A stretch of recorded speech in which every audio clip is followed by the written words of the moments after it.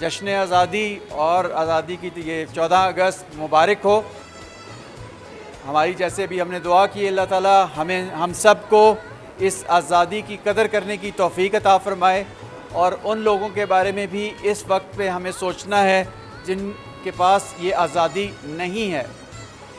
हम लोग खुशकिस्मत लोगों में से हैं जिनको आज़ादी, जब हम पैदा हुए तो हम आज़ाद माहौल में पैदा हुए।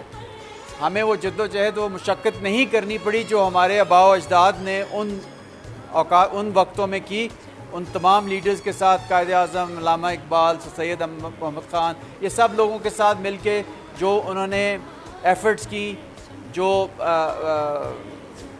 मुहिम चली, उसके बाद इतनी कुर्बानियों के बाद हमें ये एक आज़ाद मुल्क मिला।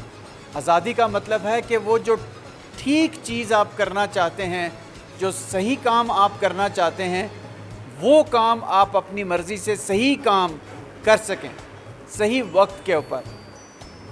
इसलिए जो शख्स जिस जगह पे है, मैं डायरेक्टर कैंपस हूँ, आप गार्ड पे हैं, आप नायब कासिद हैं, कुछ भी हैं, एनीथिंग, जो काम आपको दिया गया है, आप अपनी अपनी ईमानदारी के साथ, खुलूस नीयत के साथ करेंगे तो ये भी एक आज़ादी की कदर करना है।